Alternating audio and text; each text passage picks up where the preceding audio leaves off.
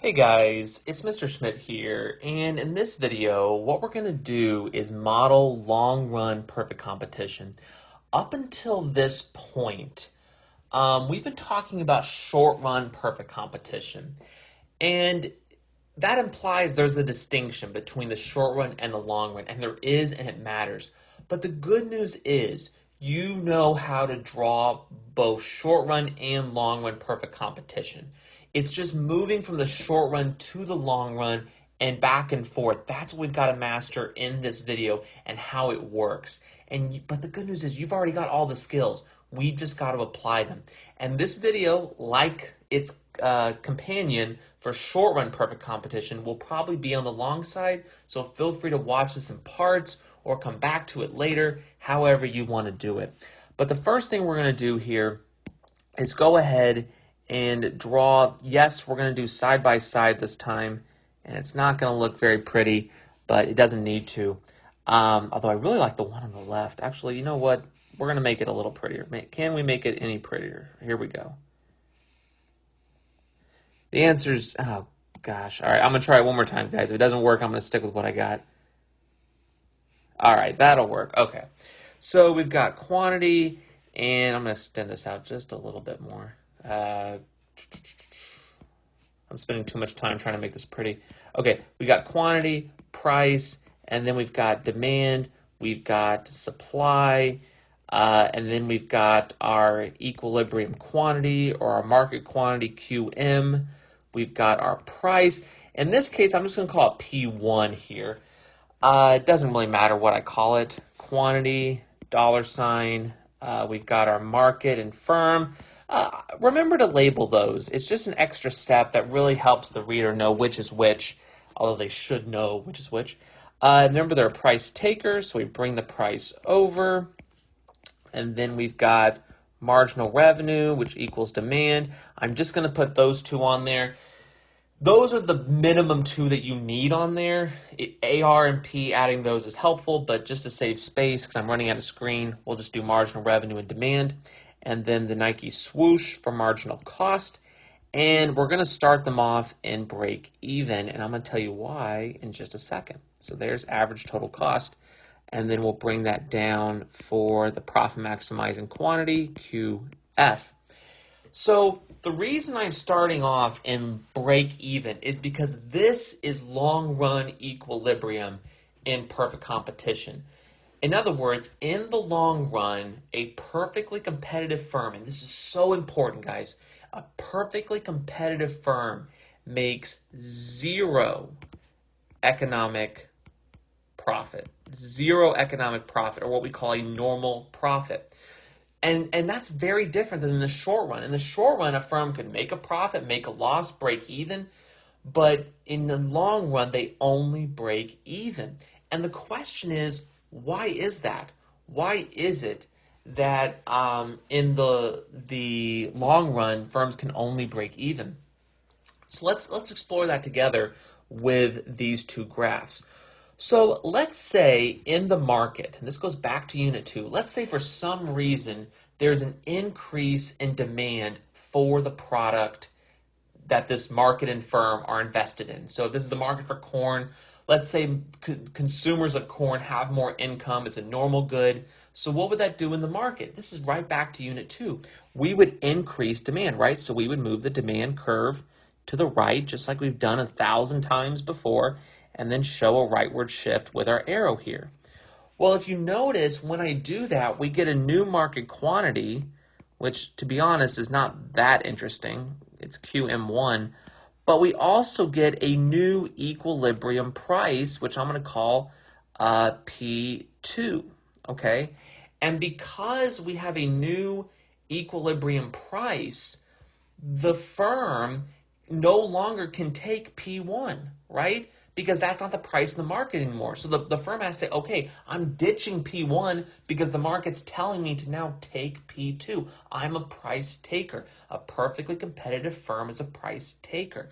So we now have to take that price over to the firm and say, okay, firm, here is your new marginal revenue or demand curve, MR1, D1.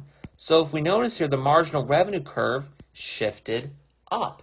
And so now what's happening in the firm? Well, you notice the price is now above ATC. And so the firm, because the price is the marginal revenue curve, MR1, the firm is now making a profit. Price is above average total cost. So this firm is making short-run economic profit. Remember, in the long run, we break even. So this is now a new short-run situation. The firm is making a profit.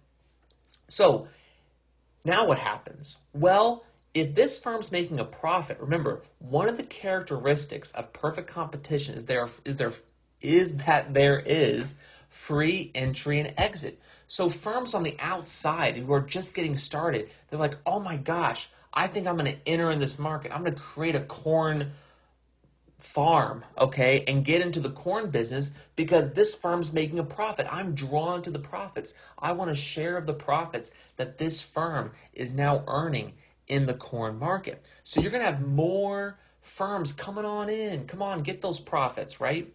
And so now we have more producers of corn. So in the market, that's going to move supply to the right because there's more producers. Remember back to our shifters of market supply.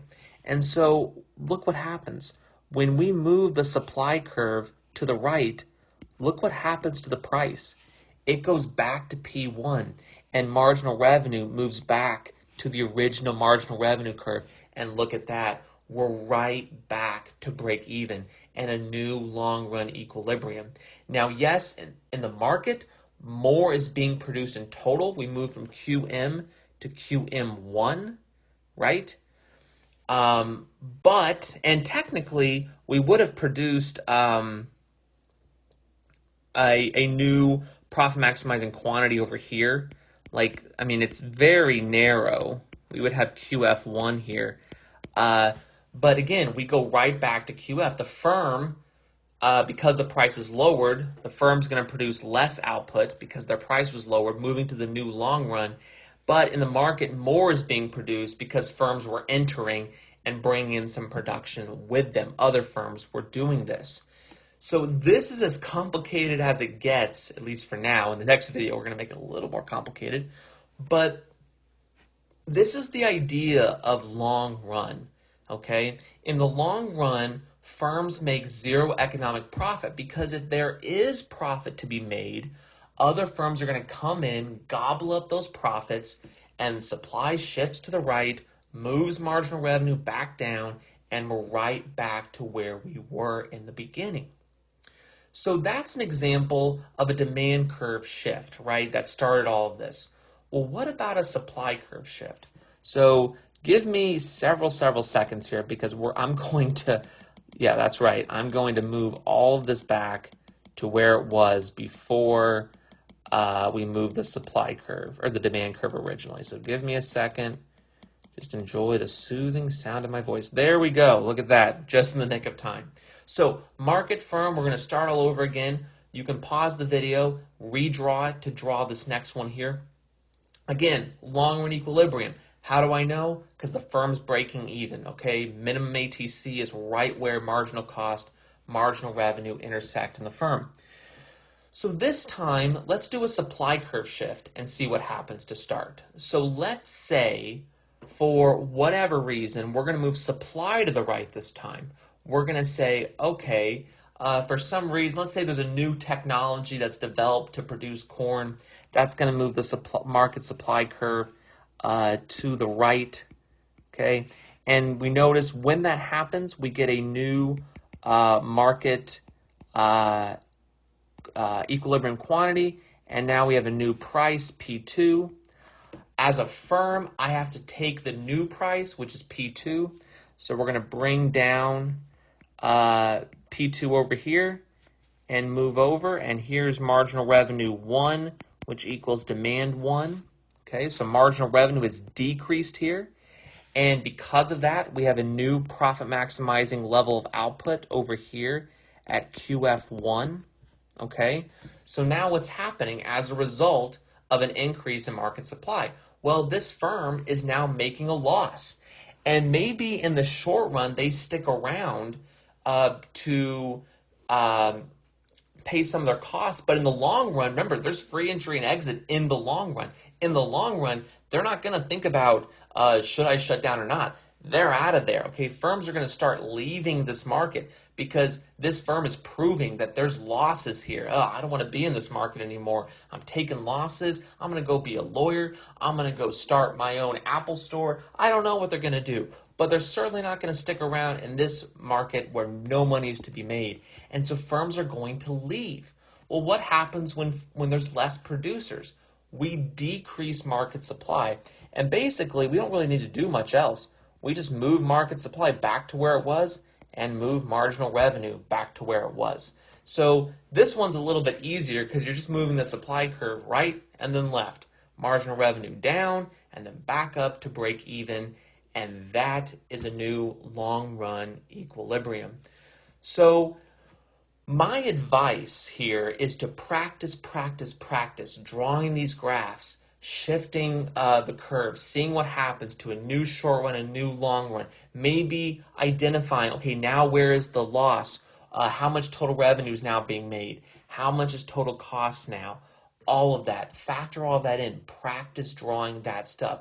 Do it with a market supply curve shift first. Do it with a demand curve shift. Make market supply move left. Make demand move left. I showed you two examples where market supply was moving right, and one where market demand was moving right. Okay. Again, this whole unit is about can you draw this graph and side by side, and can you manipulate it? And again, I cannot stress this enough. In the long run, zero economic profit by the firm. So that's all for this video on modeling long-run perfect competition. Until next time, have a great day.